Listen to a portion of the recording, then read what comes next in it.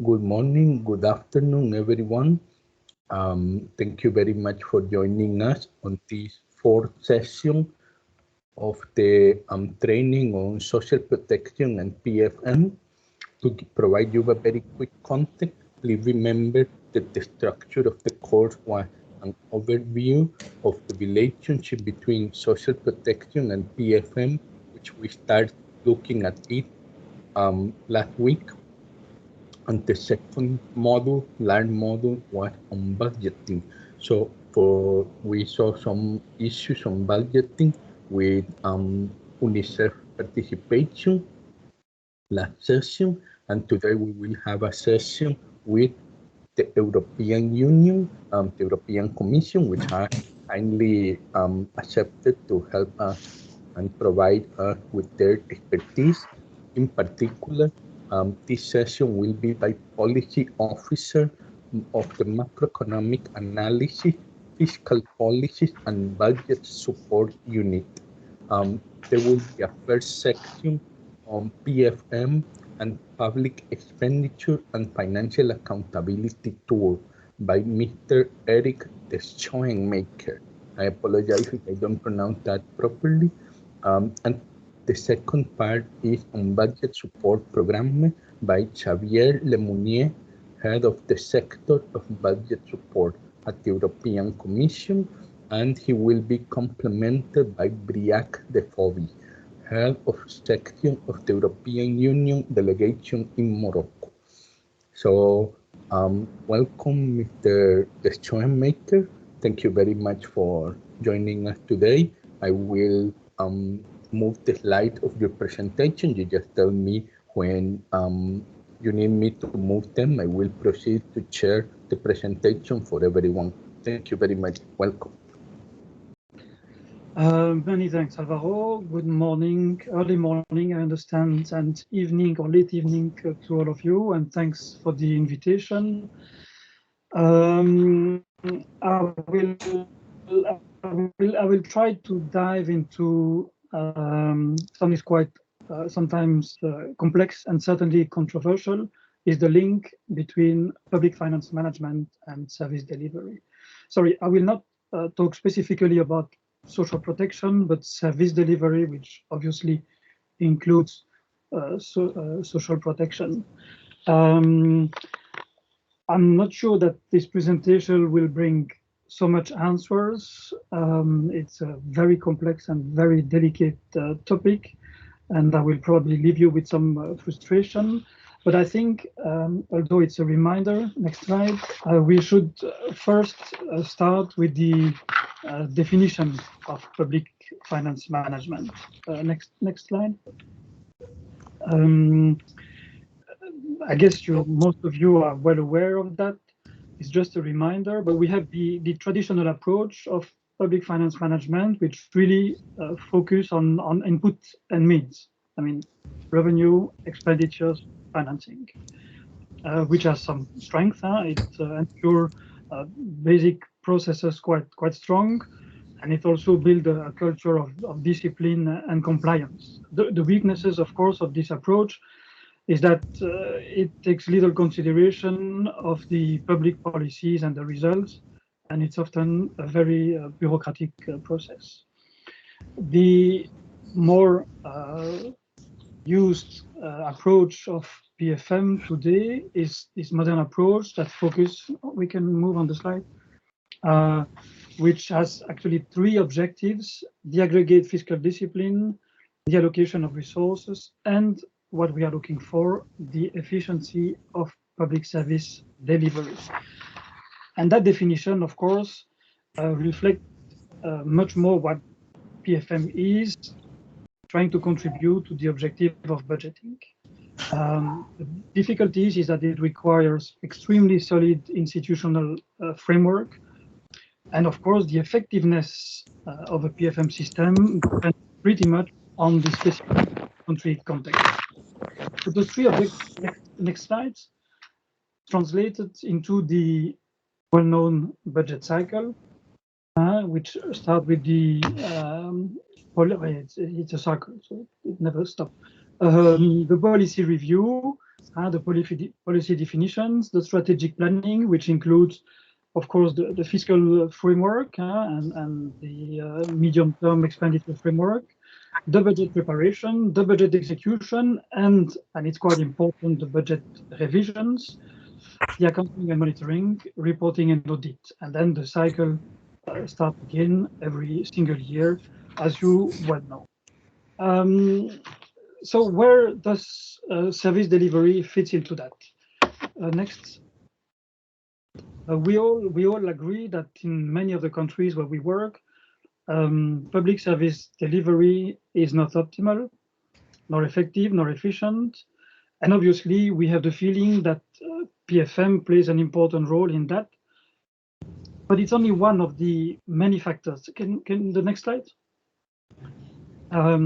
It's only one of the many factors that has an impact on service delivery. But we have seen the example of the recent COVID crisis, which had and still has a significant impact on public finance management. We have seen the health sector with allocation that have been revised in budget reallocations and rules that have been modified to go faster to respond to the crisis, procurement rules, audit, bypassing procedures, setting up of separate or even extra budgetary funds, and so on. So we can see that the PFM system clearly has obviously a link with the service delivery, because when there is an emergency, we have to change the PFM system. So there's a need to understand and to assess those PFM systems. And in the EU, the system that we prefer and we privilege is the PEFA, the Public Expenditure Financial Accountability Assessment Tool, which, next slide, which is really the most comprehensive and the most comprehensive tool that really covered the whole system, the whole PFM system. And you can see in this table the way this could impact on the ultimate objective, which is improving the SDGs and service delivery. The PEFA is not only an assessment tool, it's also a research body which do studies and even finance academics for some specific tasks. We also try to bring and improve donor coordination. And of course, it's a share of knowledge, because all the assessments are made public, except in some specific.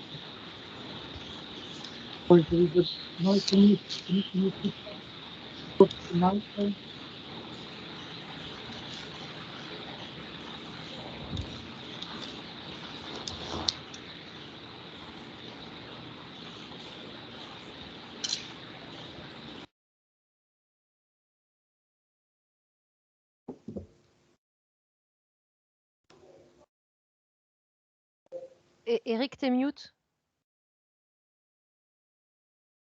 Sorry, I didn't mute. Someone mute me, but okay, fine.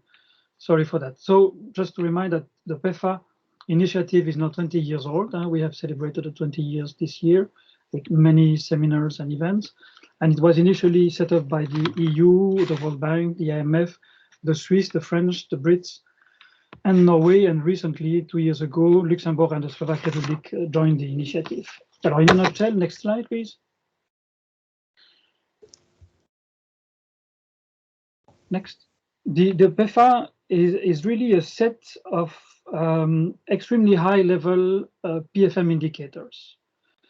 And meaning high level, it's really the highest level that we use in terms of PFM. So it's a tool that is adapted to any country.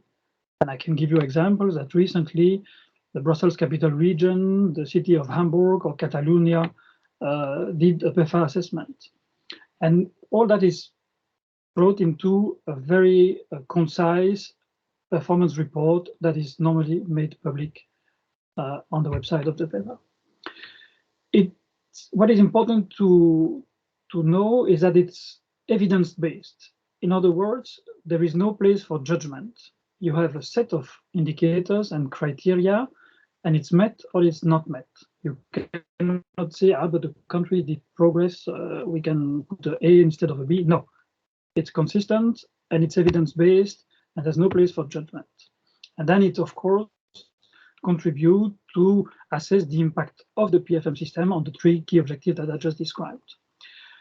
What is important as well is that the PEFA does not analyze the underlying causes of the weaknesses or strengths that have been identified.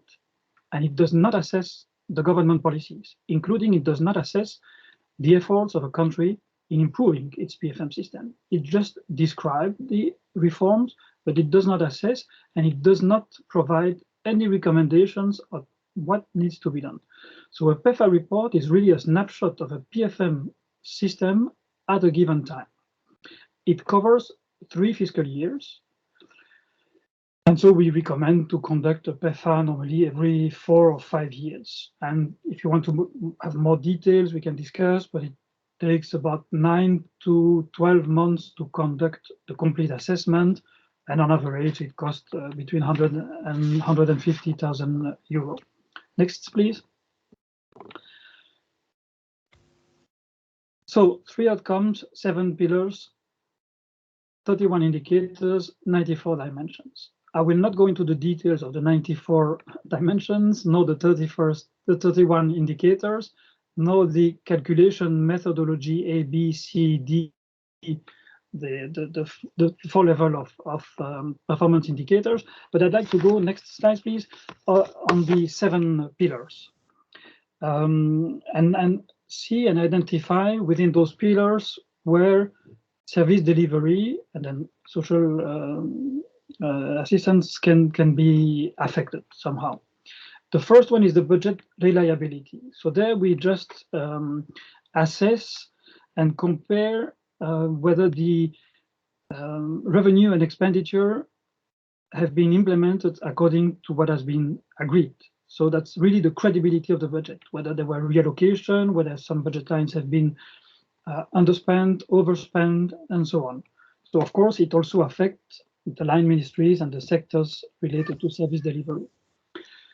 Pillar 2, and that one I will come into more details because that's the pillar where you have the only single indicator that really specifically address service delivery, and I will come into more details in that. The third one is the management of assets and liabilities, including public investment. And of course, the way public investment, in particular in social sectors, is conducted has an essential impact on service delivery. Fourth pillar, fiscal strategy and budgeting, essential as well. It's the first objective of the PFM system, the aggregate fiscal discipline. It's how you define the ceilings, your medium-term fiscal framework, and of course, which also identify the fiscal space that you have at your disposal when you have to allocate resources to one priority rather than another one. It's clear that when a country has 60% of its annual budget for servicing the debt, for instance, which is the case of some of the countries we work with, it's clear that you do not expect to have a lot of margin of maneuver to allocate resources for innovative social policies, for instance. When you look at the details of one line ministry, you could also identify that, for instance, 90% goes for wages and salaries, and so on. So fiscal strategy and budgeting. Predictability and control of the execution, that's all related to internal audit and the way the expenditures are authorized. Essential also when, for instance, you have delays in opening credits for line ministries and they don't have sources available. So it obviously has an impact also. I mean, when allocations transfer of resources for beneficiaries are only coming at the end of the year or are not coming at the end of the year because there is a cash issue, it has an impact on social policies. External scrutiny and audit, that's more the classical way of supreme audit institutions work and are assessed. Next, please. important aspect of the PEFA framework is that it covers what is defined as the public sector in the GFS statistical system. So it also includes the social security funds, except when it's at local government level. You see below the social security funds that are at local government level, it's not covered by the PEFA framework, but then, and I will come to that later, there is a subnational PEFA methodology. Next, please.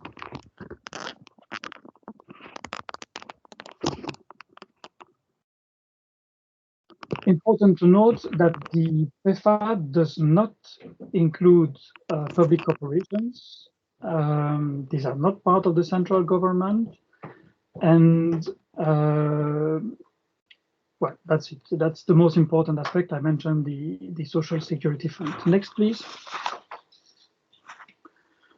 So what is important what are the main benefits of the PEFA is that since we do repeated PEFA, and as far as I know today, we have 154 countries that have conducted PEFA at national and subnational level. But what is important is that it allows measuring progress over time. It's also building a momentum around PFM reforms. The importance of a PEFA is that you have a snapshot on which you can base a reform action plan. And that's where you can bring together the different stakeholders, the different donors, and make sure that you have a very comprehensive sequenced finance PFM reform. That's an essential aspect of the PEFA. The other thing is that it's internationally accepted. It's clear that the standards that are defined in the PEFA is really the international standards to which everyone agrees. And then again, as I just said, what matters really is not doing a PEFA, but it's what you do with the PEFA report. Can you move to the next slide, please? Voilà. Yeah, it's what you do with the PEFA once it is completed, because of course, knowing that you have weaknesses and not doing anything with it, it's pointless. And unfortunately, it happened and still happens from time to time. So you can see through that the PEFA, I have to come back on the only one indicator that concerns service delivery in the PEFA framework, the PI8, which really looks only at the information that is provided in the budgetary document on service delivery. So it really assesses whether the information is published on policy and program objectives with key performance indicators, output and outcome in most ministries, not even all ministries. And it assesses that in the budget, in the execution report, and the final report and the intermediate report on the budget execution. So that's the only indicator that the PEFA offers specifically on service delivery. Next, please.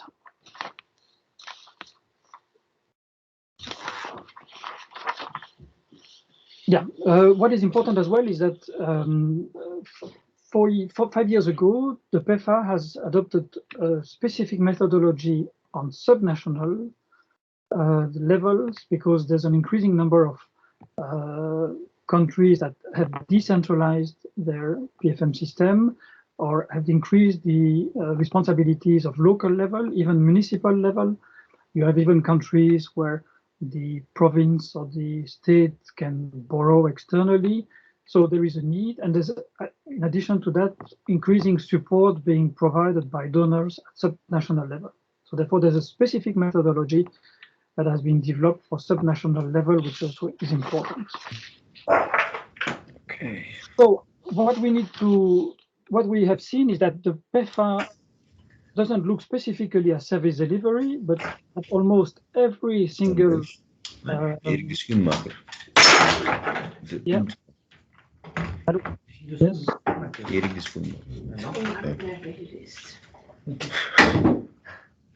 Can we switch off the microphone of participants? Because, okay. So the PEFA does not specifically look at service delivery, except in one single indicator, but we have seen that at every single pillar, you have PFM functions that have a direct impact on service delivery. But then we have to take into account many other aspects like the regulatory framework for delivering service, the role of line ministries, the way some sectors are being financed, like the health or the social protection that are financed by private insurance or private fundings and so on. So the PEFA does not cover everything. And that's why we can move to the next. Please. Next. Yeah, I forgot to mention that in addition to the subnational, the PEFA has also developed additional module that deals, and it's quite interesting as well, on gender budgeting. So trying to identify how gender issues are being mainstreamed within the budgetary process, and a similar module on the climate and green budgeting, meaning that you have additional indicators, additional questions related to those two aspects, and we of course strongly recommend any PEFA assessment to conduct those two additional modules. But as you can see, the PEFA is obviously the most comprehensive assessment. It covers the whole cycle of the budget, but it's really high level. And it does not provide recommendations, does not identify the root causes of the weaknesses, and does not explain why some are strong and some are weak. So that's why there are plenty, and there are really plenty of other assessment tools. And you can see already in this picture some of the aspects that are not covered by the PEFA. Obviously, the political context, the role of the civil society, the capacities of line ministries, and so on. Next. So that's why there are plenty of other tools that I would like also to mention here, even if it's a bit outside of the scope of this presentation. And I would like to focus particularly on two of them. Can you move, because there are some additional elements on this slide? Voilà. The PETS and the PAIR, the Public Expenditure Review and the Public Expenditure Tracking Surveys. They obviously do not cover the full budget cycle, but they are extremely important, in particular if you want to understand what is happening at sector level, and if you want to understand the impact of PFM on service delivery. A Public Expenditure Review is really to look throughout the whole budget. What are the expenditures related to one particular sector? And I can give you an example. I was recently in a country conducting a public expenditure review in the agriculture sector, and the review highlighted that actually only 10% of the budget allocated to the agriculture sector was going through the Ministry of Agriculture.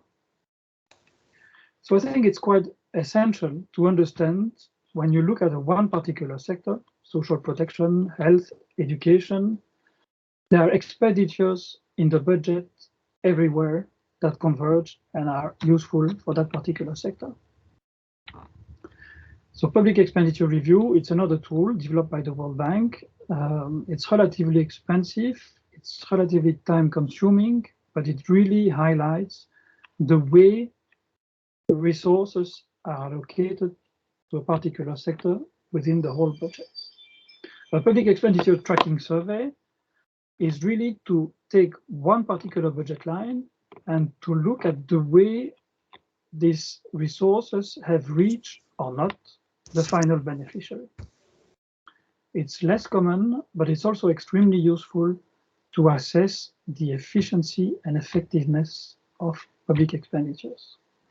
Then you have other tools. I mean, there are more than 60 assessment tools on PFM. But I'm really just trying to highlight the ones that are important. You have the TADAT, that is on the revenue side, assessing the tax administration, the DEMPA, that is dealing with the debt management, the MAPS, which works on procurement, and then you have the PIMA on public investment. And then you also have the standards that are defined for IPSAS on that's an international accountability standards, and Intosai that really works on supreme audit institutions. Next. Yeah, IPSAS, here is IPSAS. Yes, go ahead. And the Intosai. Yeah, voilà. And then I have next a table that really shows additional, yeah, you have the fiscal transparency. Voilà. Here you see we have the what covers the PEFA, the 7 pillars, which really cover the full budget cycle. And then you have additional tools that are drilling out on some particular aspects of and some dimensions.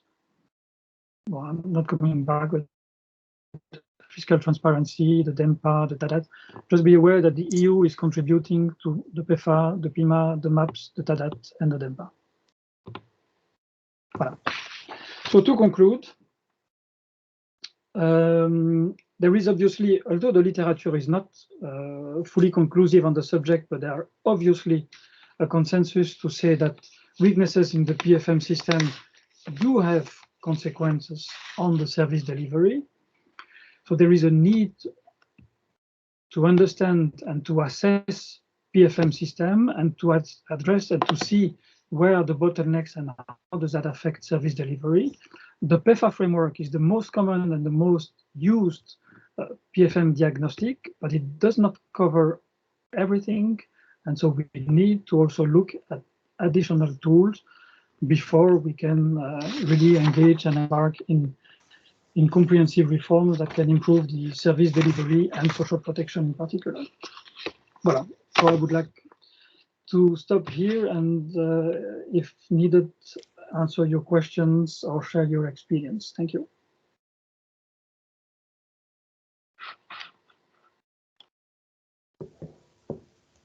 Thank you very much, Mr. Deschoenmaker.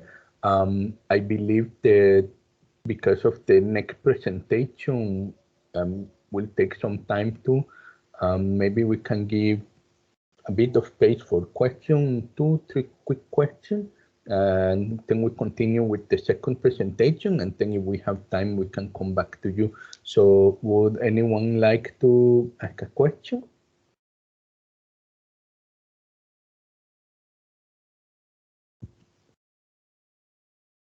Yes, please go ahead, Aristide. Good morning, everyone, and thanks for the useful presentation. Of course, it was informative, and then placing the PEFA at the center of what we can do to know about the budget, how it works, etc. But from previous experience, mainly on leading PETs in some countries, with the World Bank, but also with UNICEF, the cost of leading such exercises might be quite huge, especially if you want to look at the overall, at different pieces of the system, right? I remember for a quality of service delivery indicator that we did in a small country in health. It was hundreds of thousands. When it was coupled with the pets, of course, it was hundreds of thousands of dollars with the World Bank, right? So I was wondering, what's the range of costs for this kind of exercise? For a PEFA, I mentioned it, but on average, it costs between 100 and 150,000 euros or dollars, depending a little bit on whether it's a repeated assessment and whether the administration already had the experience of a PEFA, which is the case of most countries where we work now. I mean, you had more than 155 or 54 countries that have conducted a PEFA. So there are some experience, and actually there is an increasing number of countries doing self-assessment. So they take the methodology and they do assess by themselves the PFM system or some part of the PFM system. So yes, but usually it's financed by the members of the steering committee, so the countries that have been founding the PEFA methodology. But 40%, I mean, to tell you the truth, I think 30% of the PEFA assessment have been financed by the EU, a bit more by the World Bank and some other countries, or jointly. Many PEFA have been financed jointly. It requires 2 or 3 consultants, yes, for a period of 9 months, if you really want to go from the very first discussion with the local authorities to the publication of the report on the PEFA website. That's what it costs, more or less, on average. Then, indeed, for small countries or small islands, the PEFA has developed an agile methodology, which actually is not different in terms of indicators, but which has a simplified reporting, which sometimes is sufficient for small countries. And we did one recently in Greenland or in small Caribbean islands, where a fully fledged report is not necessarily recommended or necessary. And that's a bit and faster.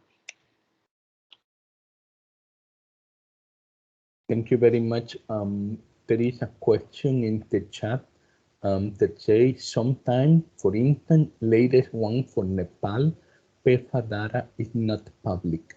Will those results still come? Alors, there are normally only 2 reasons for non-publication.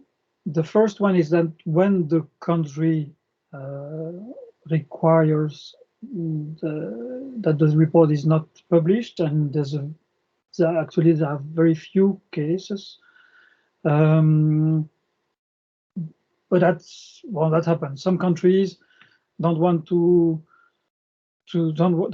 show the poor results of their assessments.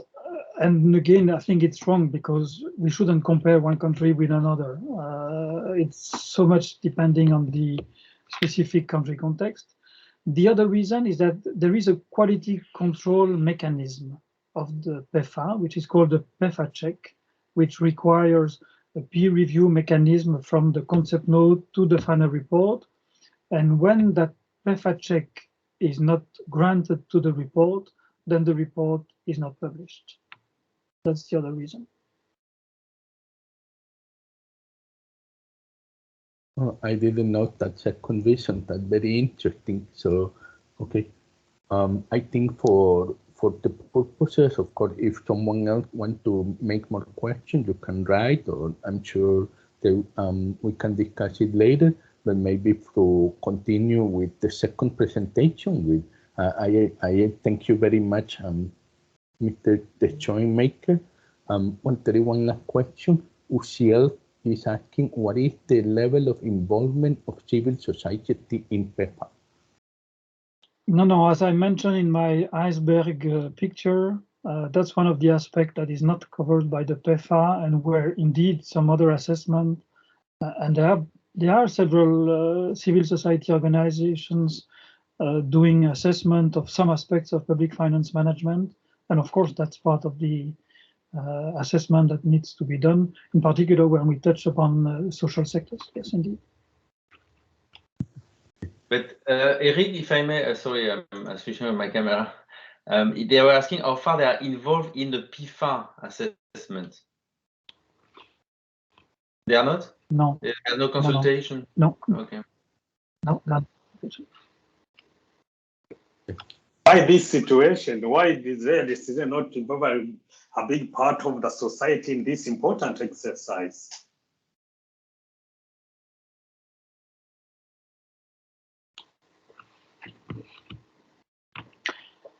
No, I do agree. I do agree, but I mean, that's part of the methodology as it exists now, and the methodology has been already revised in 2016. For the sake of comparability, we cannot change the methodology every 2 years, since we are trying to measure progress over time. No, you're right. But as I mentioned it in my presentation, assessment by civil society of PFM is something that is not part of that particular methodology, but others are doing so, yes. But sorry, Eric, I'm not sure. It's the question. The fact is, when there are PFA experts in a country carrying out the PFA assessment, do they meet civil society? Do they share findings? No, because I thought it was about the civil society involvement in the budget processes. But in a PFA, no, they wouldn't. Okay, I thought that in some instances they were involved, at least, or consulted, but.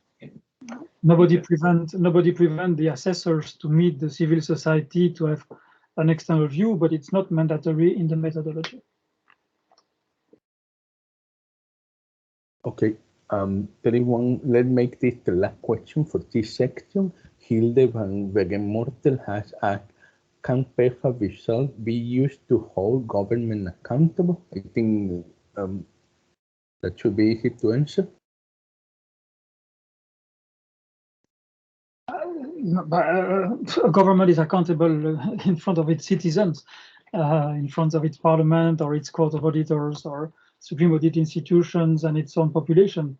No, the PFA is a tool to assess at a certain point of time the quality, the strength and weaknesses of a PFM system. Then it's made public, so it can be used by constituencies to say, okay, government, your audit system is wrong, your procurement is not reliable, blah, blah, blah, and so on. But you're not accountable in front of the PFA. The PFA is just an assessment methodology. But they could be accountable on the progress or lack of progress between two PFAs. Yeah. It's clear that when we do subsequent assessments, we can see the progress. But again, when you have an assessment, you do not expect the authorities to address all the weaknesses. I mean, they have to set priorities according to their resource, according to their capacities, according to the support that they receive. Some countries have only, I mean, the score is A, B, C, D. Some countries have only Ds. You do not expect the country to be able to address all the weaknesses at the same time. But it happens as well in some countries that from one assessment to another one, the score is worst. That happens as well. Huh? It's reversible. Huh? If you have a country, you do not expect that the PFM system will be strong enough to remain as good as it was in the past. Okay, thank you so much. I will share the next presentation so that we can start. Okay, so I took the floor before than what was needed, but I'm Xavier Mounier from the same unit as Eric at the Directorate General for International Partnerships. And we are joined also by Briac, who is actually in the EU delegations in Morocco, and colleagues Noemi and Dörte, all budget support practitioners, including in partner countries. So happy to take your question or your, let's say, feedback on the field experience later. So just to say that we are not social protection specialists, although Briac might have become, since he's been posted in Morocco, you will judge later. But just to say that budget support is after all an instrument where you can whereby you can support policies, any sort of policy. I believe we support all kind of policies in very different contexts, but it remains an instrument. So at the end of the day, what matters are the policies which are devised and implemented by the partner countries. And it's really important to remember that we depend on the policies and their quality. This was my first point. And when we think that the policies are relevant and credible, and that other conditions that I will detail allow, indeed, budget support is our preferred instrument because it fully complies with the Paris Agreement principles. So it has nothing to do with the climate change. It was the previous Paris Agreement on aid effectiveness, which is about obviously ownership and alignment. This being said, aligning with policies, looking at the quality of policies, looking at budget, looking at PFM or fiscal policies, it doesn't matter only for budget support, and I believe it should matter for any sort of development assistance. If you implement a project, you should also look at what's happening on the budget side and on the policy side. So, but here I'm going to focus on budget support. We understood that a crash course or refresher was needed on budget support. So let's start with that before going into more. So next slide, please. So just as a quick overview, so we provide budget support only in the form of grants. In grant terms, we are the top provider globally because most of our, let's say, the other budget support providers do provide budget support loans. It's on average 40% of our bilateral cooperations, so the portfolio that we have directly with a partner country.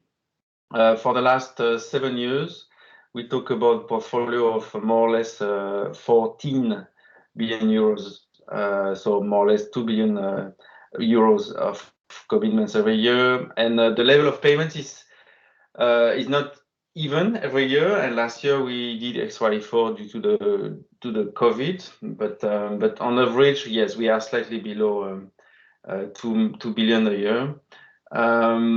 What will yes, something also important to bear in mind, what I explained, that we cover any sort of countries or EU overseas territories, from the very fragile settings to EU candidates to the EU memberships in all continents. Our portfolio is focused on low-income countries or lower middle-income countries, more or less half of it for the least developed countries. But the methodology is the same everywhere. And altogether, we talk about 220 ongoing budget support operations, which means on average more than one per country. And most of them are about sector budget support. We did have a revival of the general budget support to do the COVID response, and that we had to address fragility in post-crisis or disaster situations. I don't need to explain why. Our portfolio is focused on Sub-Saharan Africa and the EU neighborhoods, which are clearly priorities for the EU. But as I explained, we implement budget support everywhere. Next slide. So I just wanted also to emphasize that it's not just about money, because it's usually how it's perceived.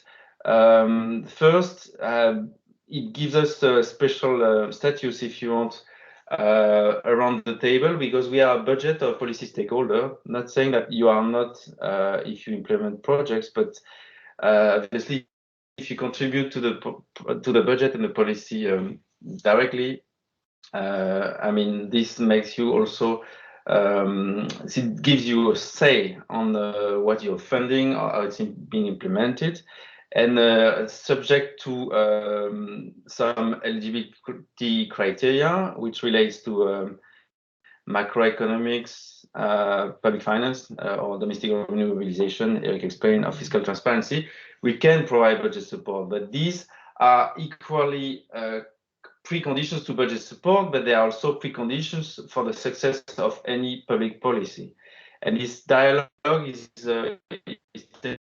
taking place at all levels, from the very technical to the political when it's needed.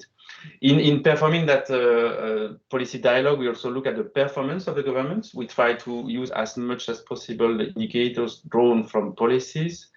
They might not be always available, but at least we align with the policy priorities, obviously. We try to give a preference to the outcome indicators, so really monitoring the results for people. And we also look at things which might not be quantified, but like we talked about the involvement of civil society, to make the policy reviews or the policy designs really inclusive.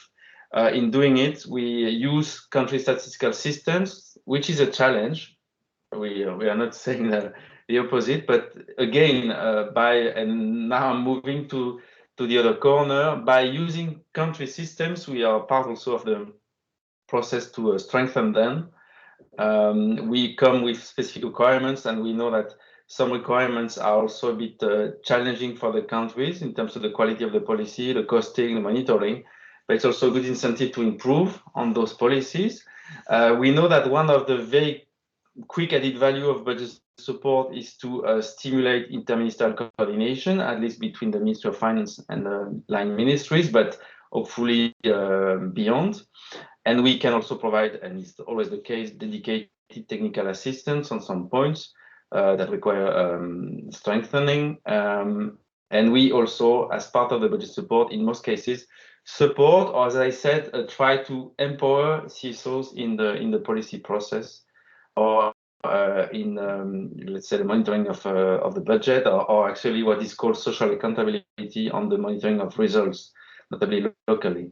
So once the results are there, and again, I want to insist on that, this is an ex post payment. So it means that before, for instance, if you target an increase in girl enrollment at school, it means that if you want additional performance in respect, it means that the government will have to fund what is needed from the premises, the teachers, equipment, make sure that this is well organized, well managed. There might be a need indeed to have extra or side activities. We know that for girls it could be about toilets. Sometimes we know so far to support enrollment, canteens matter. So far you know that maybe better than me. So it means that these actions must have been taken, costs incurred, and then we'll look at the results. And if conditions are met, indicators are met, we can pay. Once it's paid, indeed, there's no earmarking of the use of funds, but at the end of the day, there might be another tranche to pay, so there will still be an incentive to get the results, and again, to have those activities funded. And we also, as Eric explained, we really looked after what is being done by the supreme audit institution in each country, and we ask for reporting on budget execution. We can also team up with you, some sectors, or with the IMF or the World Bank, and more globally across the board. Next slide. So we have an established methodologies. I explained. So we have 4 eligibility criteria.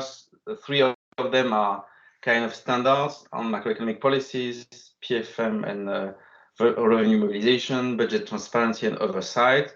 And one that will depend each time on the objective we have in the country will be on that credible relevant either a national development or a sector policy. And we are in basically all sectors. We have detailed guidelines which are public, you can access, and we complement each other with EU member states. Now it's been really formalized as Team Europe, and we have a strategic partnership as well with the IMF. And locally, obviously, and you know it, you experience it, we take we take part in all coordination groups with development partners. So, next slide.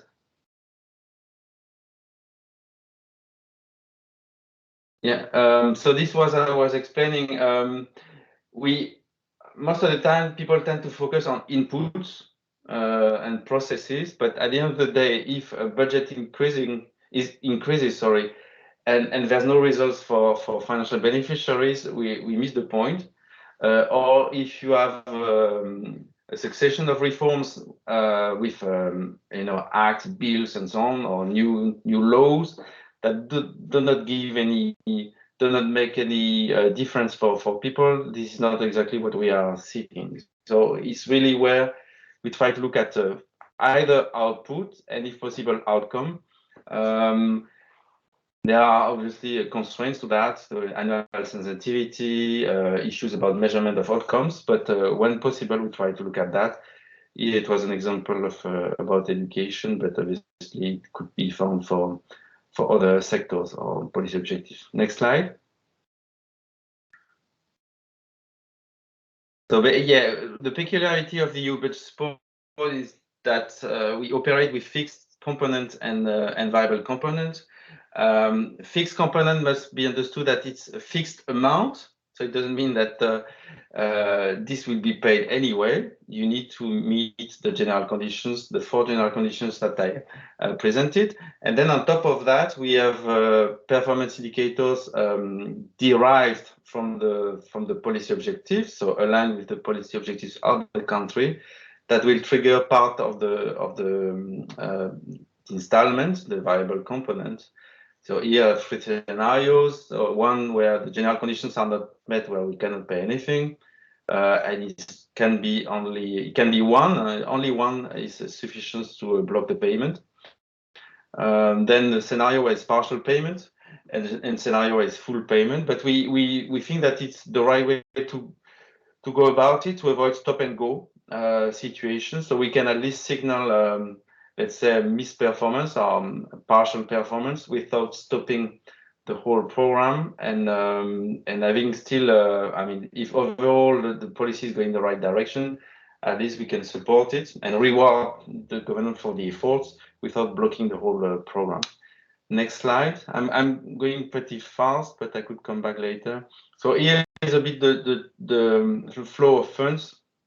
So from the central bank and the forex account to the treasury account, which is a requirement for us. We do not support reserves. So we are not a balance of payment in the balance of payment support like the IMF, for instance. And then it's obviously topping up domestic revenue, and it's even in fragile country, it's still a limited top up. And most of the revenue then will be coming from national resources to implement the budget, and it's where obviously we have to use the country systems. Next slide. Yeah, and this was a bit the very quick overview on what budget support is. Next part will be about what it could mean for social protection, and on that one I won't be too long, please. Yeah, next. Because the example of Morocco will be maybe more telling.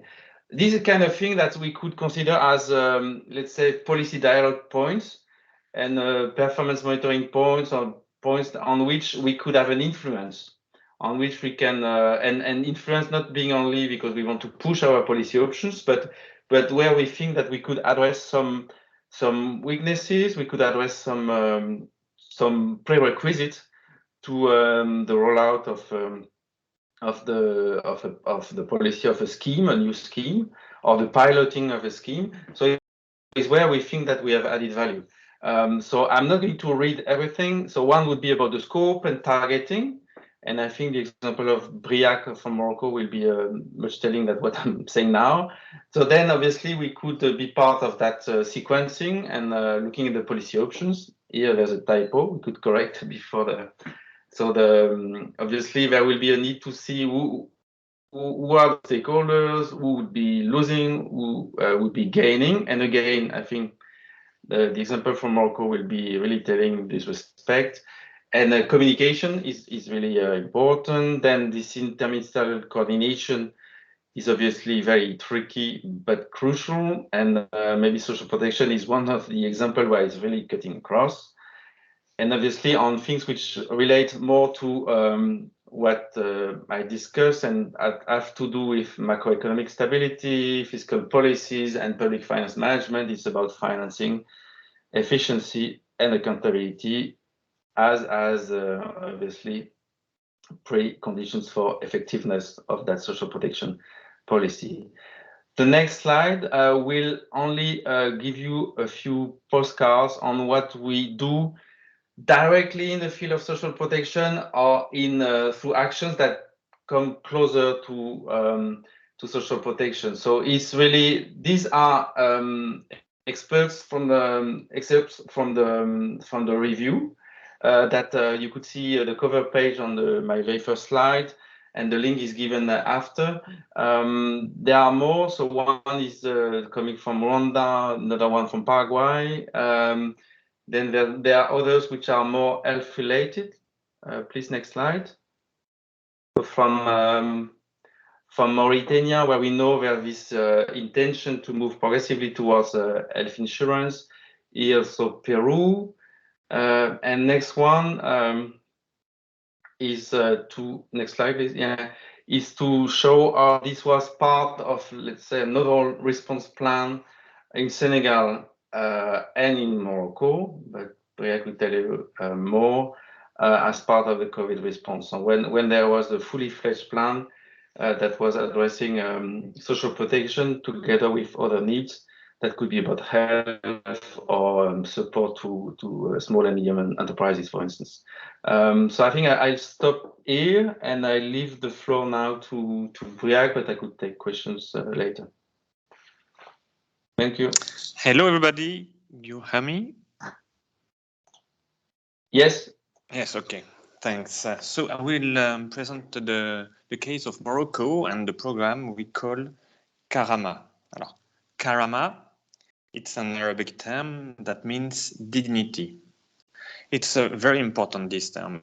We think it's very important because it reflects the long process, the societal process that we have here in Morocco, the debate, a social debate around this question: is social protection a charity program or a right-based approach program? It's very important in the common sense and in the street, people are asking if we are working on a charity side or more on a full package. And with this term, Karama, dignity, we show that we are working on a right-based approach. So I will try to explain you in a short time the evolution of social protection policy in Morocco and how our budget support helped us. I'll help to set up this ambitious reform program.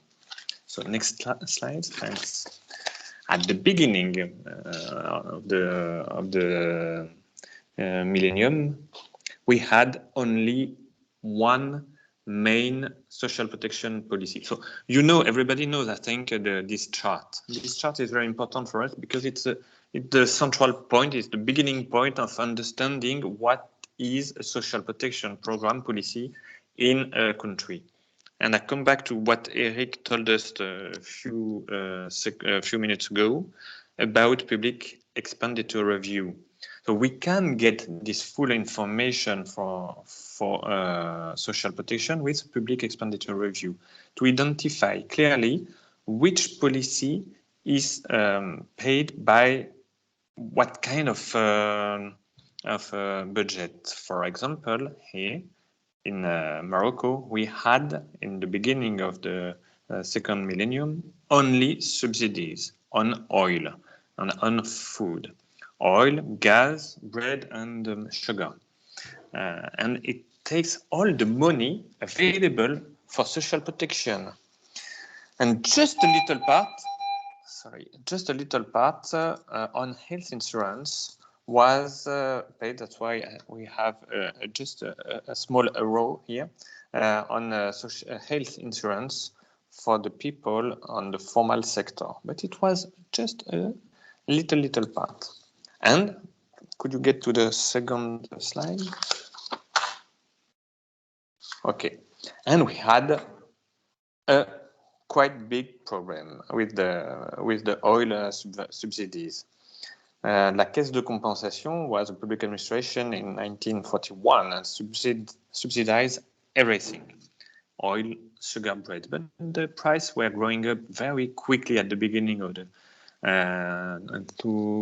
2008, and it was the so-called social policy with poor targeting, weak efficiency, and took all the money that we had for social protection system.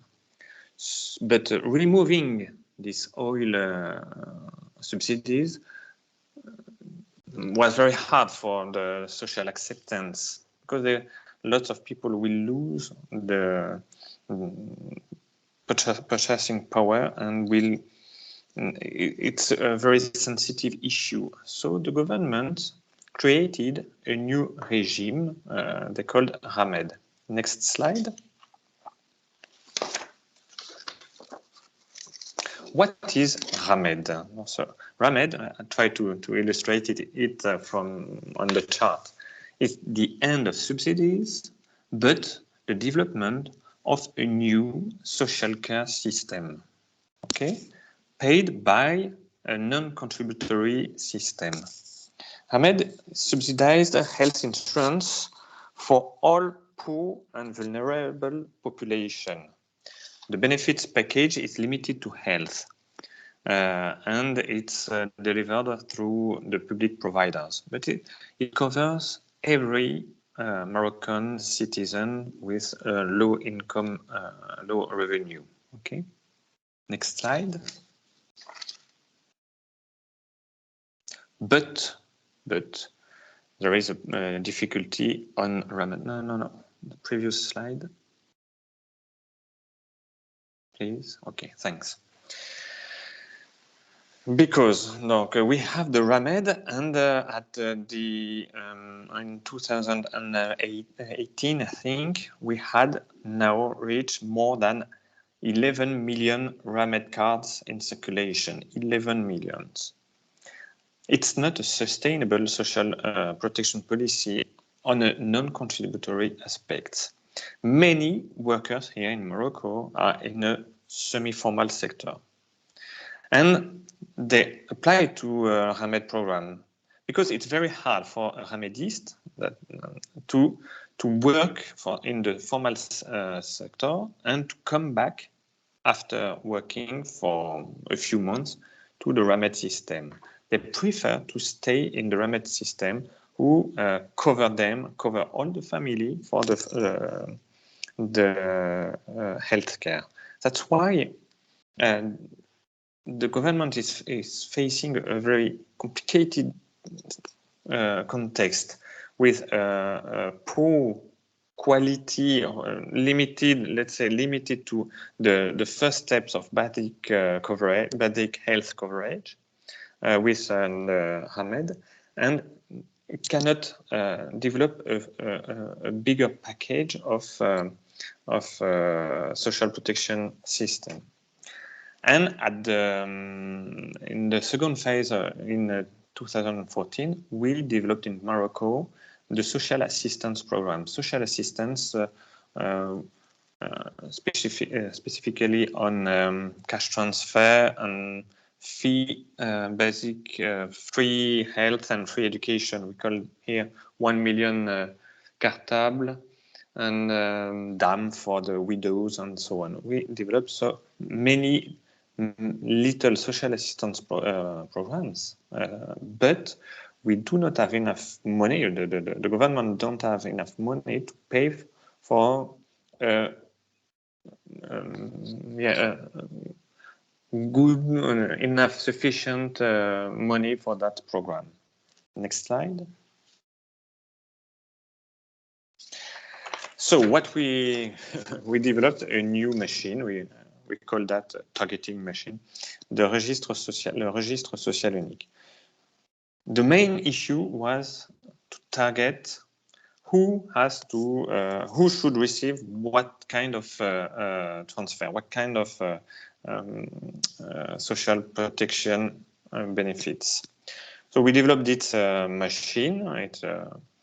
It's based on the Population National Registry database, and we developed a scoring formula with the HCP, the Haut Commissariat au Plan in the Central Statistics Office. And they try to identify a formula trying to target, to test into the population database the one who have specific needs, the widows, the orphans, the very low income population. And we linked this formula with other social policy operators, such as schools, social assistants, etc., and also data providers. REDAL is for electricity and water, telecoms, and the RAMED database. And then with this kind of targeting machine, we can identify rightly the right person. But that's still theoretical, because we are we will test. We will start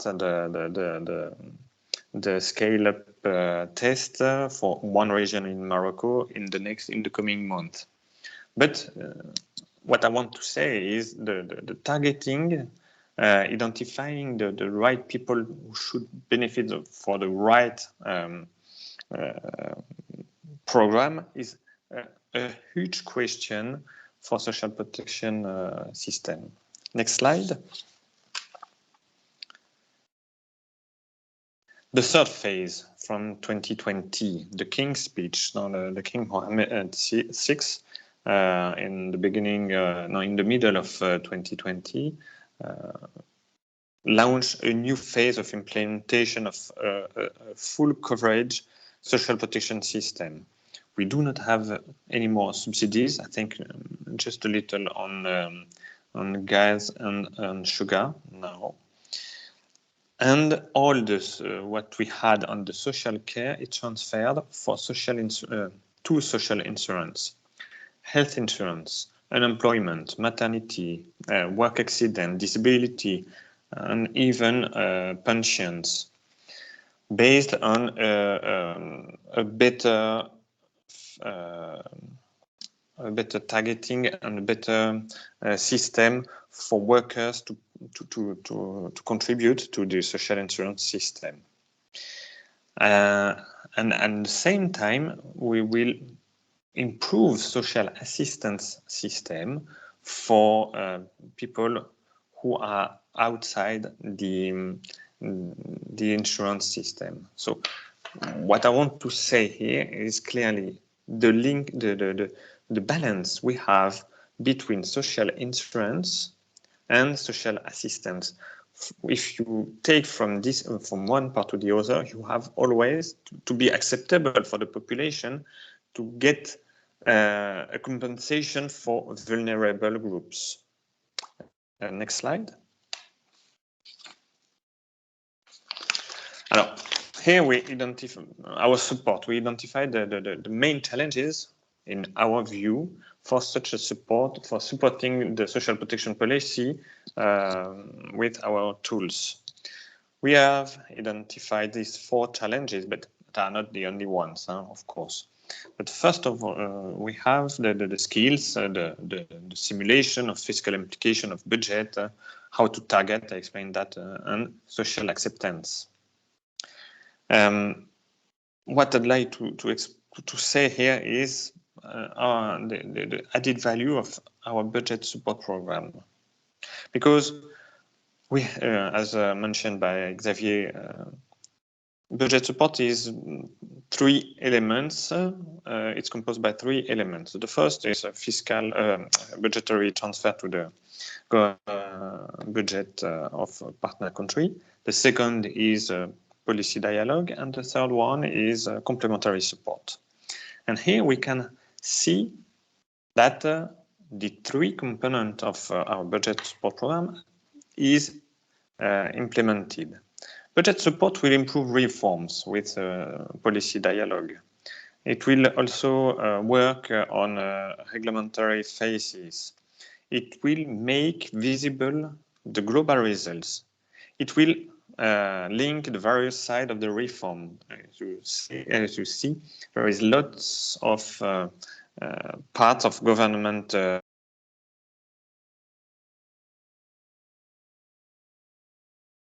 and with our budget support policy dialogue, we can bring them gather to have the global view and to leave no one in the reform path. It's the only tool we have to gather all the point of views. But we also have complementary support. And this complementary support is used by our counterparts in Ministry of Interior, in Ministry of Social Affairs, to help them identifying the right process, sometimes the bottlenecks, and to be able to go ahead with the social protection process. It's also allow us to consult the main partners, civil society organization. I will come back to that further, and UNICEF, and to work on social acceptance with the complementary support. Next slide. This is a small synthesis of budget support program. A few words about civil society organization consultation. On social protection programs, civil society is at the heart of the response. Many social protection policies are based on civil society experiences. And the government is financing many small or not so small operations on the ground. So for us, it's very important to better understand what are the main challenges on the ground, and what can be done better. So with our budget support, we have the system of gathering all perceptions, all information with the policy dialogue that we have. And we have a specific partnership with UNICEF here, which help us to gather this information and contribution feedback also on this consultation. Thank you. I hope I was sufficiently clear, but it's a very complicated approach, and I will be very happy to answer a question if you have some. Just to mention indeed that we added quite some links in that last slide, should you want to learn more. Thank you. Happy to take questions now.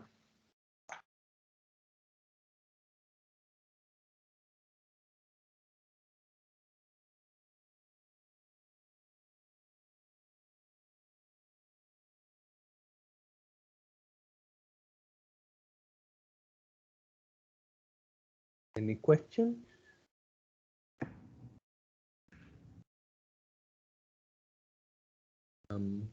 Celine has a question. Go ahead, Celine.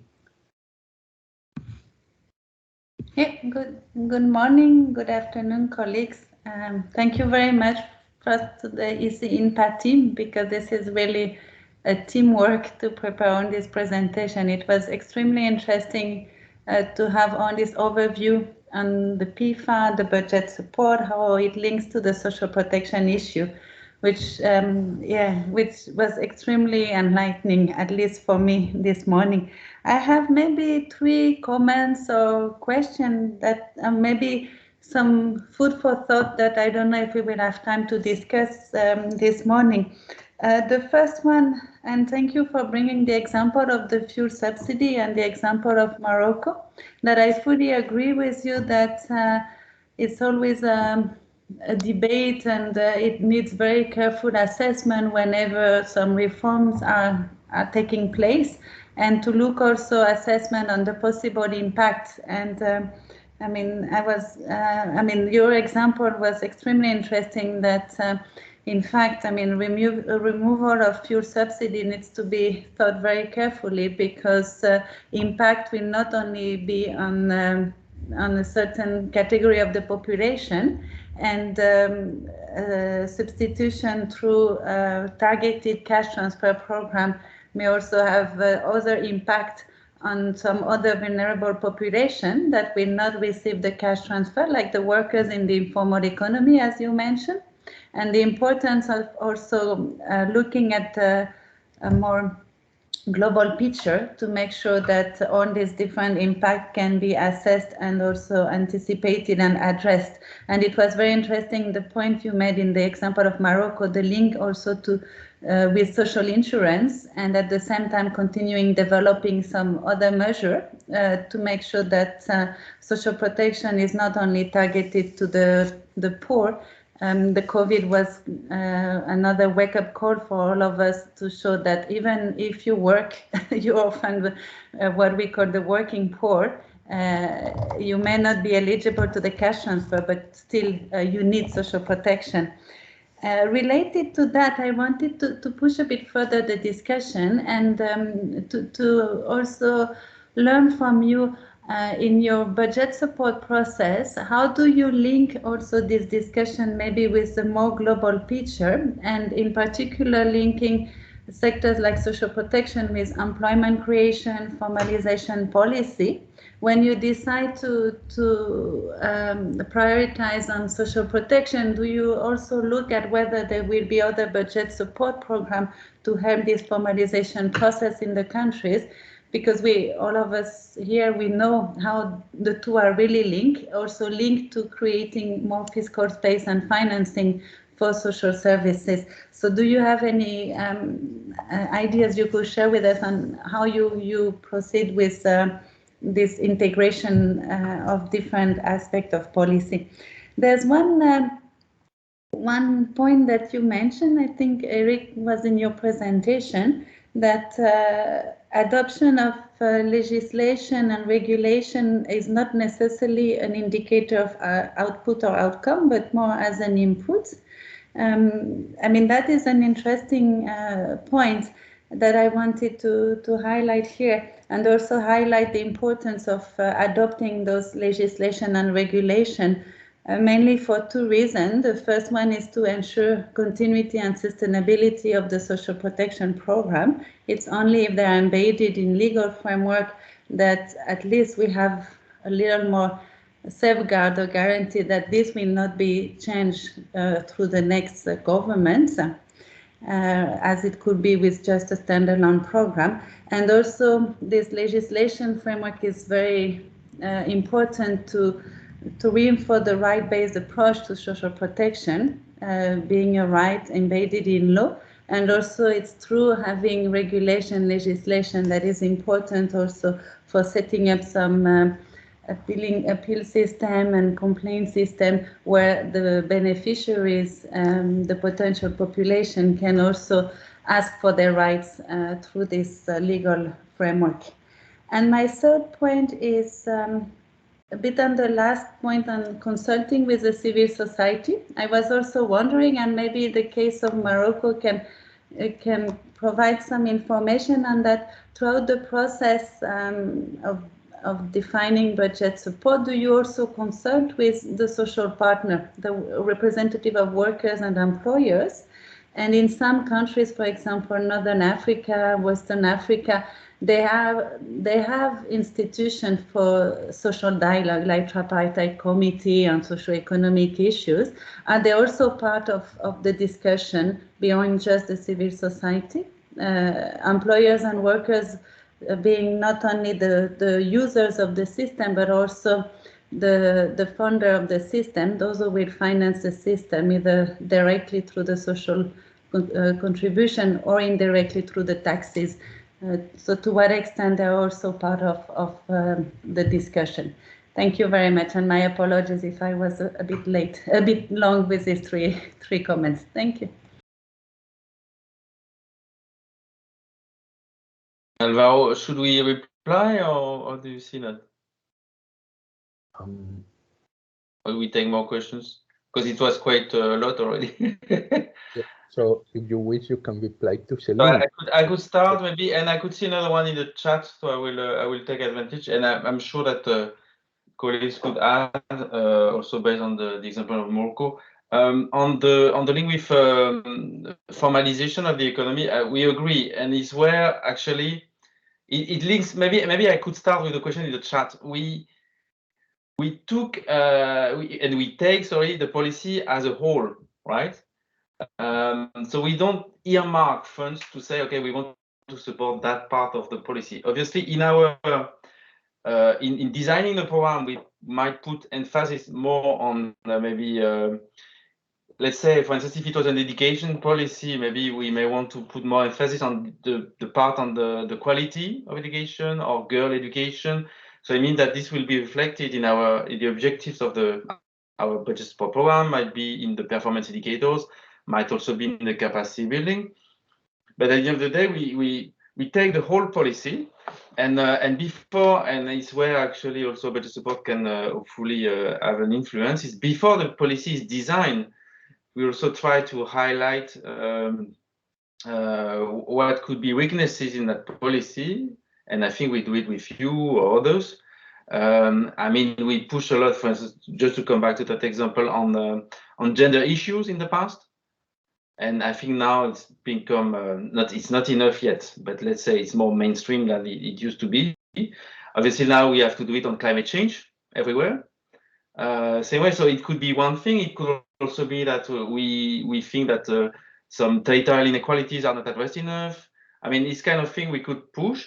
And if we feel like there's a link to be made with, or which is not maybe, which is missing on the tax, like you mentioned, that there's an issue with tax and maybe the kind of very basic tasks that could be for people selling fruits or other things in the street, or there are really this kind of distortion or disincentive to formalize, we would address that.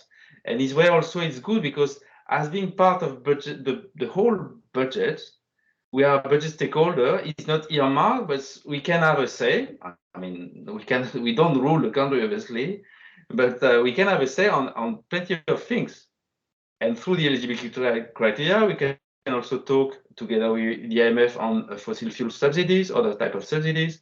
We can think of things which are also missing in the PFM reform action plan. I mean, you name it. But this is where actually we can address that thanks to that tool. Obviously, it's not an easy one. It's challenging. We have to. It's also our influence is limited, but somehow we try to have a package and to be constructive. So I think it replies to the two questions, and colleagues might want to complement. On the two other aspects, input outcome, obviously we are in favor of the rule of law. I want to reassure you. So we believe in the rule of law, and I do take the point, obviously we need regulations. But we know also that sometimes we are too obsessed about that. You know, you say, okay, let's take the example, a new procurement law is being passed. The transparency of procurement in that country will certainly change overnight. We know it doesn't work like that, okay? Maybe I'm exaggerating with that example. So what we are saying is that it's certainly necessary, but it's not sufficient.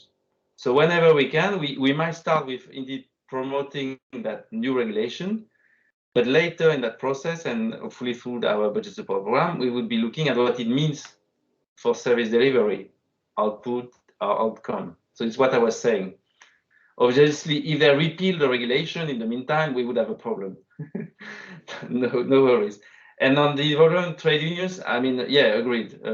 This was part, I think, now in Tunisia, we are a bit on hold, obviously, but we know, for instance, Tunisia, we had to deal with trade unions, and I suppose it's true in other places as well. It can also be in a given sector. I mean, let's say education again, teachers union, could also be other type of associations, but obviously this would be part of our mapping of stakeholders, and as far as we can, as part of the policy design or policy reviews. But maybe colleagues could complement.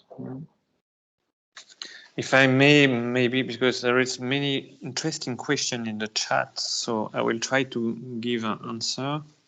First of all, it was mentioned the link with budget support with other to have a more global picture on social protection, but maybe I didn't mention that we have here in Morocco, I think 12, I'm not sure that's exact figure, 12 budget support programs, and all these budget supports are interlinked. We have some on employment, we have on education, we have on health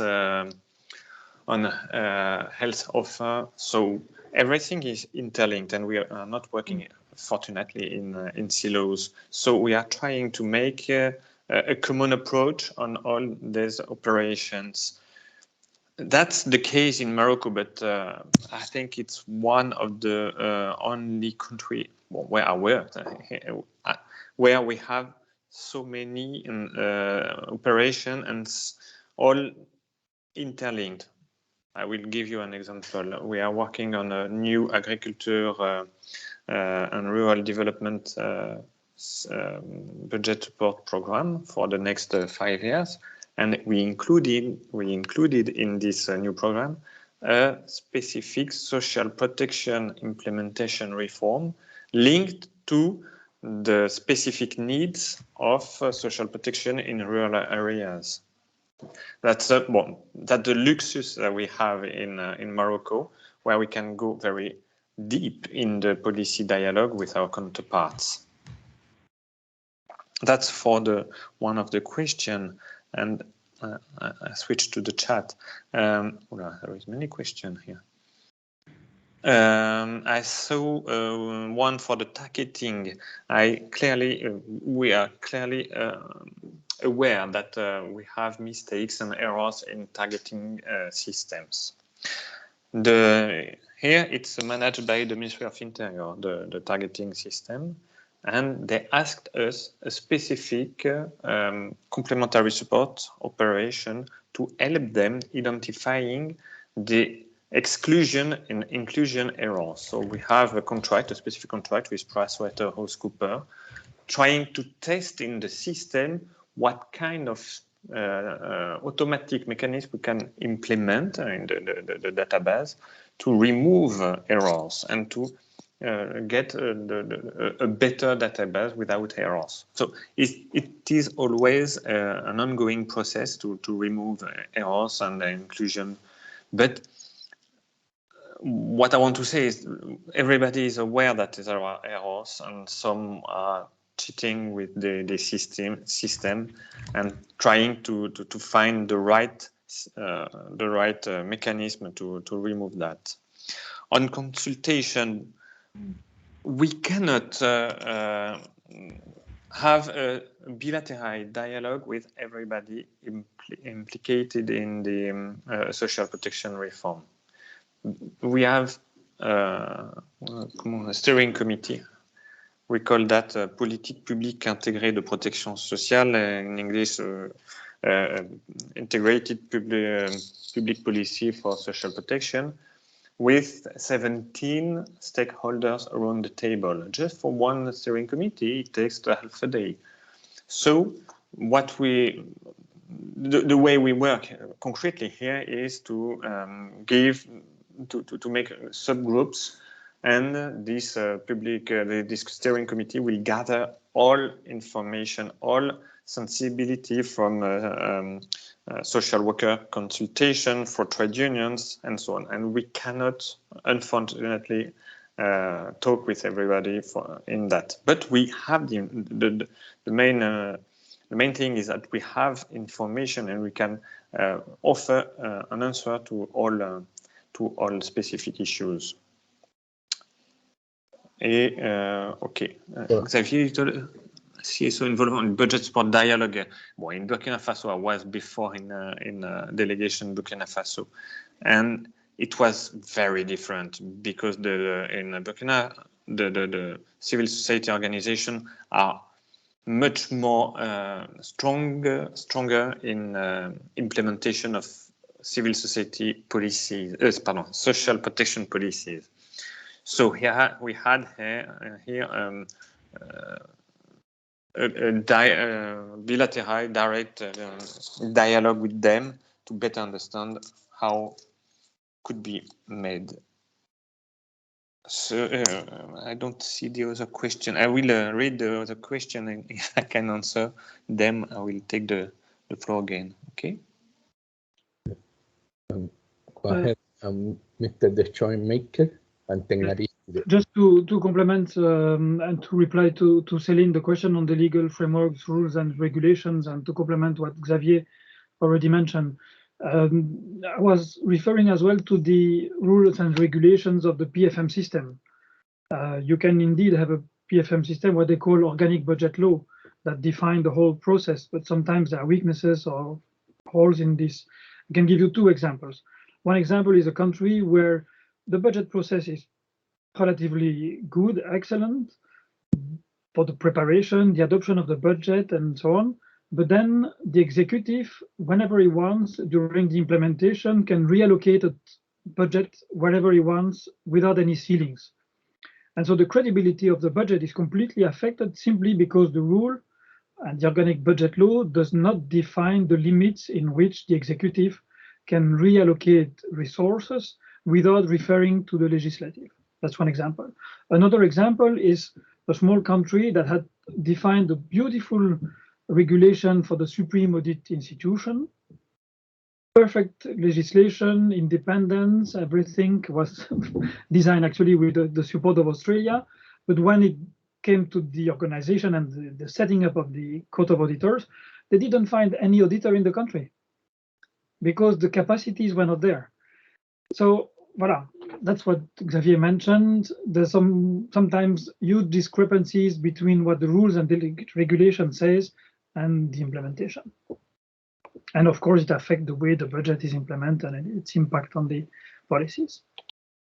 And by the way, in our budget support portfolio, we could measure that more or less we have 1/3 of input and process, what we call process, like reforms and so on, 1/3 of output and 1/3 of outcome, which are triggering our variable tranche component. Okay, so we do have also to take care of the legal framework, but we go a bit beyond.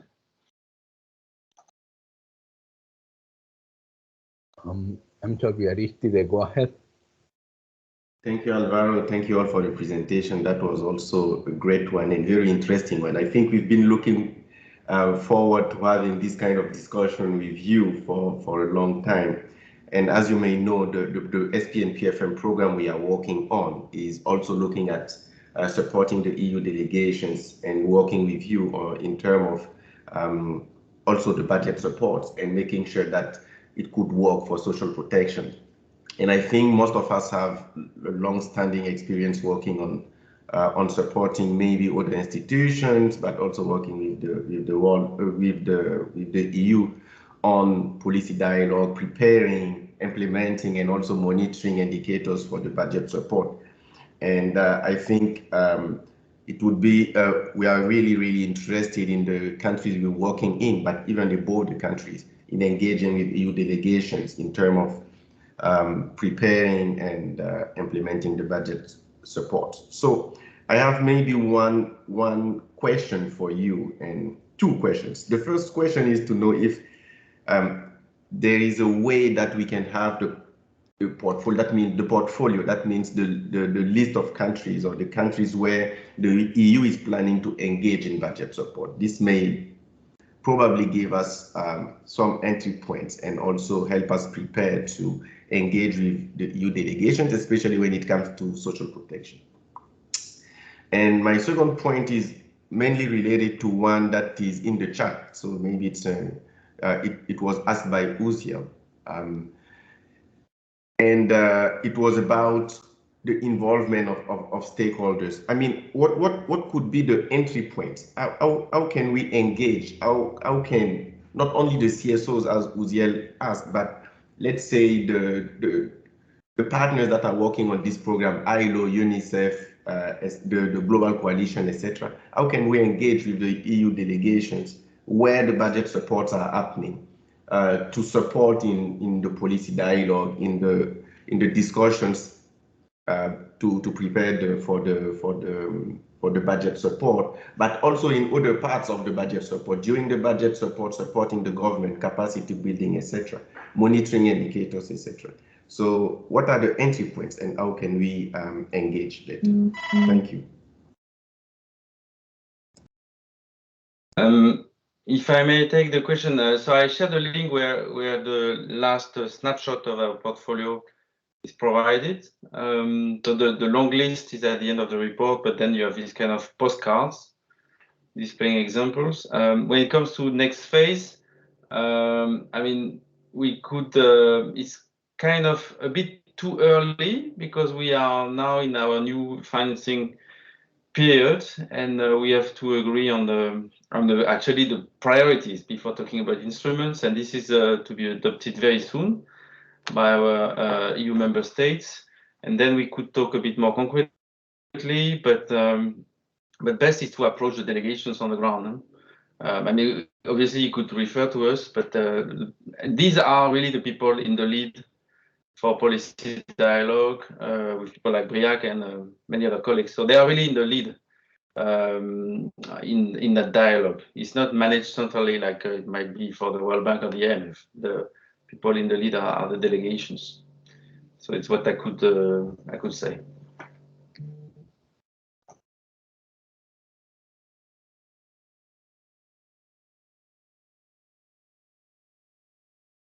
Okay, thank you so much.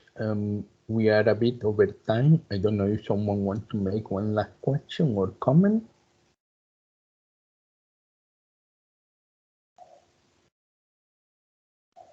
Okay, thank you so much to everyone from the European Commission for your very, very interesting presentations and comment and explanation.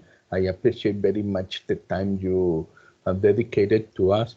Some people were not able to join us, but we have recorded the meeting, so we will make it available to them. So maybe they will have more questions. I will make them get to you.